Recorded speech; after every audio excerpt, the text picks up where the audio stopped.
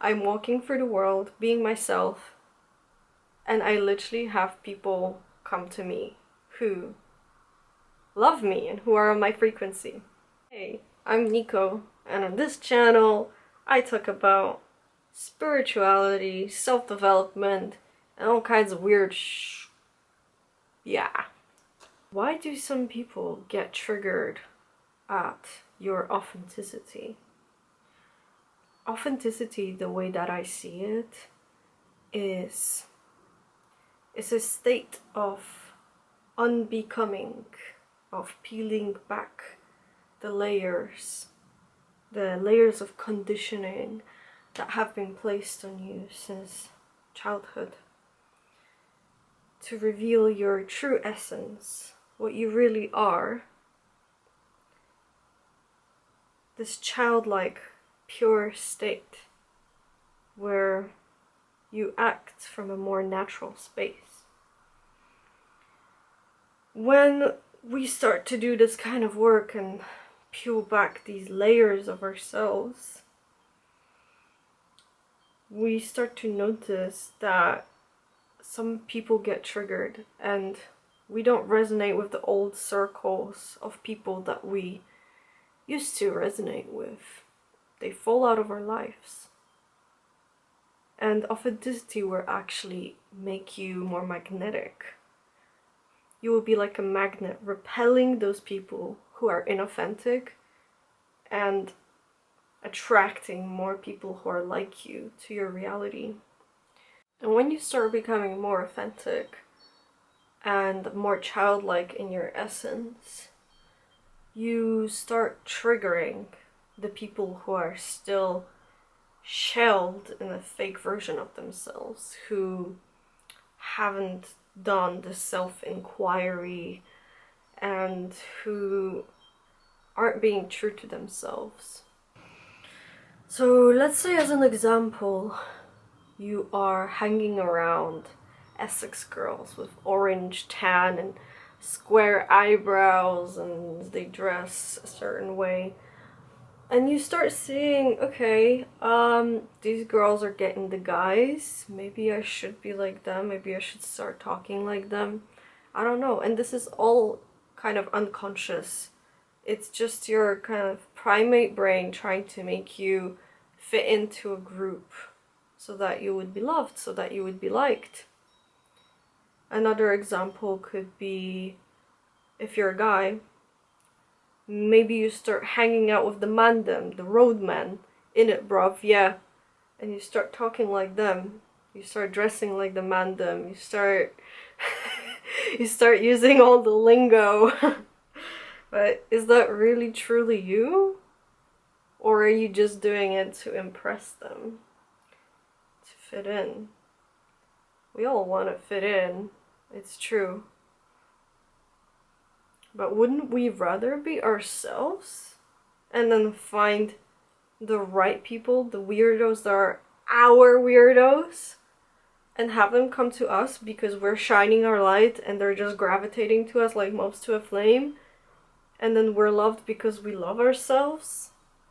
Or would we rather outsource our freaking power and be like, oh, this group is doing this, I should be like them, because that's just where I've been placed geographically. Let's say you've been born into a Muslim country and you're like, well, I guess I'm Muslim. Like, that's just me. That's my identity. Never questioned it. I don't know. Doing what a good Muslim does. Doing what a good Christian does. You know, you've never really questioned it and be like, well, what do I actually think? What is my spirituality? What is my connection to God, to Source? It's so easy to just get stuck in this way of being that our parents molded us to be. And then we keep on pleasing them and we become a people pleaser. Yes, Mom, I'll be a good girl. I'll be a good boy. I'll do what you tell me. We start people pleasing them, the people that we grew up around, that are in our social circle, and we just want to fit in, we just want to be loved, we just want to be liked. It's understandable.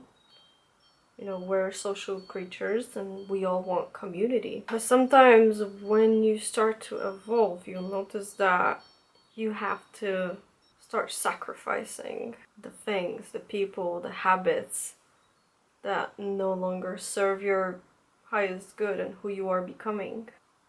You might start to feel like you're evolving out of the circles that you've been placed in.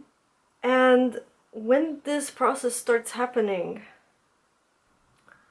your authenticity starts to trigger people. Why? Well, if I've lived my life a certain way my whole life, let's say I'm the Essex girl or I'm the road man or whatever I am, I say I am, and that is my identity. I've been living in this false self my whole life, and then you come along and you start questioning it and be like, hey guys, maybe there's more to being Christian. Like, what about this? What about that? And you start breaking out of boxes. You start breaking out of conditioning and out of people pleasing, and you start loving and accepting yourself more. And you're no longer being what they want you to be in order for them to feel safe. Then that is actually triggering them. How dare you? How dare you question the status quo? You're making me feel uncomfortable because I'm not willing to question things. And you'll start to see that the people around you start to get very, very triggered by your authenticity. Eventually, if you stay true to yourself, you will magnetize people towards you who are of your frequency. And the people who, people in your hometown who always did the same thing and always thought the same thing their whole life, they're just gonna fall out of your life. And that is a hard process because it is a grieving process and it is a death process. It is a letting go process. And you're shifting your identity from this artificial self that was created as a byproduct of your environment and people pleasing to more of your true self and who you really are and what you really like. It will make them uncomfortable. And you have to be okay with that. You have to become okay with making people uncomfortable. That trigger is not your responsibility. If me being myself, being real, being authentic, triggers someone else, that is not my responsibility. That is their trigger to deal with. So if you are new to this path of authenticity, I would love to invite you to start questioning things. Start remembering what you liked as a child and who you were when you were a child, and peeling back the layers of the falsity and the people pleasing that aren't really you. And this is not an easy process. It's fucking hard. Your parents could possibly reject you.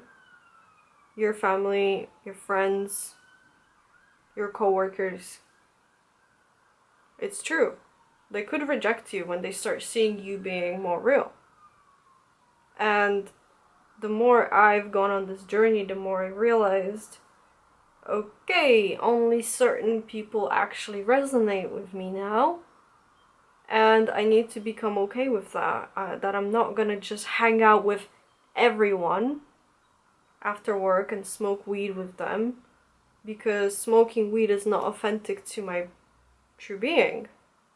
Drinking alcohol and hanging out in bars just to be accepted by my colleagues is not authentic to who I am. It's not what I want to do with my life. I would rather hang out with the people who are, on my vibe and want to hang out in my room and do some deep shadow work with me, or go to a really fun concert, or go and hang out in nature and do some witchy shit. That's what I would prefer. And so I'm not gonna sacrifice myself to hang out with the people that make me feel less of myself. If they invite me, that's up to me to decide in that moment whether that feels true for me or not. I might go and I might have a drink of water or juice and have fun. I follow my inner guidance in those moments. But I won't go just to hang out, just to be accepted. Am I really being accepted? Am I really being accepted when I'm with them? And I know I can feel the energy between us, and something's just really not syncing up. It's like we're on different frequencies. Do I really want to put myself in those situations over and over again? Like, not really. And for those who are already on this path, I encourage you to keep going, because you will become a magnet. You will magnetize the people towards you who are authentic and love doing the things that you do, and who want to be in your life because they genuinely like you, not just to fit in or to be part of some stupid group that you don't really care about deep down inside. No, you're now creating your own groups, you're creating your own reality, you're creating your own communities. It feels so much more freeing and more powerful to be in that position where I'm walking through the world, being myself, and I literally have people come to me who love me and who are on my frequency. And if someone isn't on that frequency or doesn't love me, I can feel it. I can feel their inauthenticity, and I can feel them being triggered. And I'm just present with that, and I recognize that that is their own process. So yes, your authenticity will trigger people, but it will also inspire people. Triggering people is actually good, believe it or not. Because if you trigger people, that gives them an opportunity for evolution. It makes them face themselves and face their own emotions that they've been suppressing. And then you come along doing your own thing, like, I'm just shining my light, being myself. And they're like, how dare you be yourself? Be like us. Yeah, so triggering people is good in a way, but that doesn't mean be an asshole and like, you know, intentionally trigger people. But Nico, if I'm authentic, people are gonna think I'm weird. Well, dear child, do you know the origins of the word weird?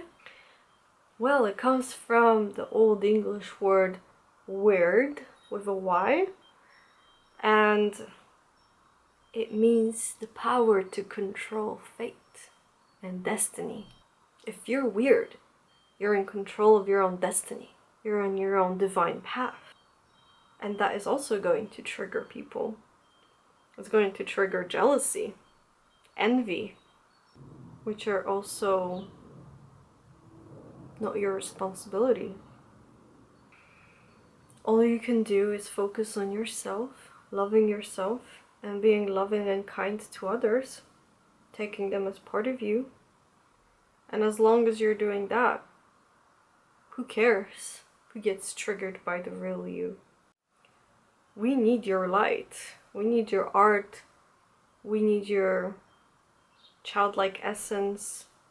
We need you to be real and natural, and to peel back those layers of trauma and conditioning. We need it. The world fucking needs it. So you know what to do. You know what to do. You know what to do. Also, you know what to do. Subscribe and follow me. Right? Bye.